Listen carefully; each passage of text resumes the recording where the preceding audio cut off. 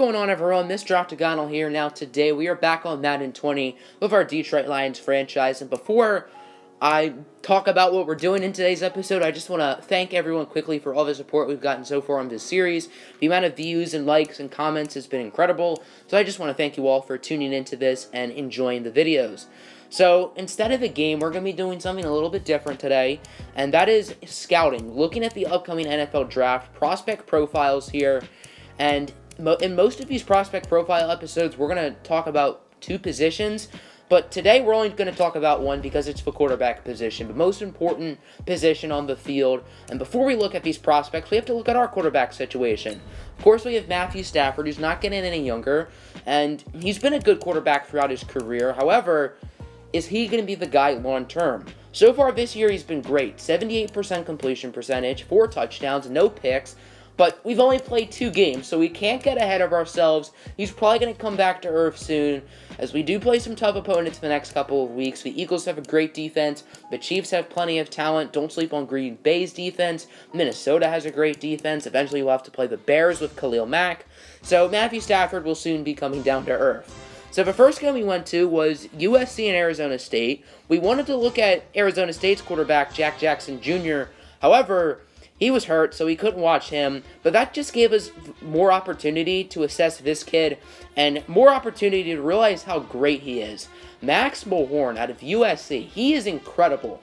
Not just by far the best QB prospect in this draft, but the best prospect in general. He has an incredible arm, incredible accuracy, he has a great deep ball, he has nice measurables. The only problem with him is that he takes a few too many hits, but other than that, he's absolutely incredible, and in my opinion, he's the best quarterback to ever come out of college since Peyton Manning. Yeah, he's that good. Now we head out to Minnesota. They've been the darlings of college football this season.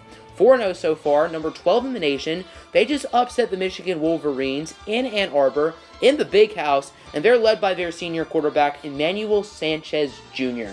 He is a senior, not a junior, and he's not great when it comes to being an NFL prospect. However, production is there. He's an incredible leader. He's an incredible smart football player, and I think he can bring a lot of value to a young locker room like this Lions team is very high character. Now we look at BYU. This guy is a senior, but he's only started 3 games in his career. A 1-year starter, but so far he's done very well. Greg Terry, a transfer from Illinois as a freshman. He sat behind Dante Jones for a few years now. Now that Jones is gone, he has the opportunity to start, and he's made the most of it. He leads college football in completion percentage, 9 passing touchdowns, 0 interceptions. He has some work to do, and we haven't seen a lot of him, but if he plays the way he has, he's definitely someone who could be a first-round pick. One of my favorite sleepers in this draft class happens to be a quarterback who will probably go in the 3rd round out of Michigan. Hometown kid, so that's cool. His name is Corey Williams, and he is an athlete like a running back. If you just saw him run with the football, you'd say he's a running back. He's that incredible. He's someone who could realistically run a sub-4 40-yard dash, and he's a running back who has an arm. He has incredible throw power. He can throw on the run.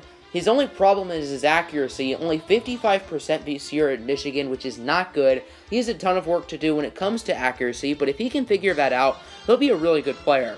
Now another quarterback who could see himself in the 1st round out of Auburn, his name is Antoine Nan, and he's somewhat similar to Corey Williams, just he's a little bit more polished, a little bit more accurate, a little bit better of an arm now. Not quite as crazy of measurables. I don't see him running a 4.4. However, he does have some work to do as well, only 61%, which isn't crazy bad, nor is it crazy good, and I do think he has some work to do. I don't think he'll be an NFL starter right out the gate, but I think in a few years he could be a really good quarterback. And then the last 2 players we're going to look at are not in this year's draft. They're not eligible to be picked in 2020. However, in 2021, that's when these guys will likely be first-round picks, starting with Noah Curry out of Clemson.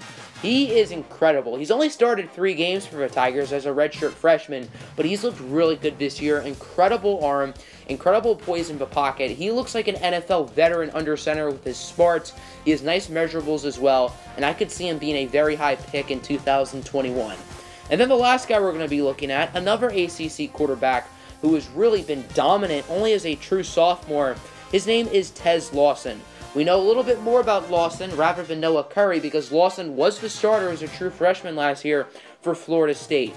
He has crazy measurables, better than Noah Curry. We know a lot more about him than Curry. And while I think Noah Curry does have more upside, Tez Lawson very well could also be the first quarterback picked in next year's draft. I'm very curious to see what happens with Curry and Lawson, if they continue to stay at this extremely high trajectory, and who will be the first one drafted next season.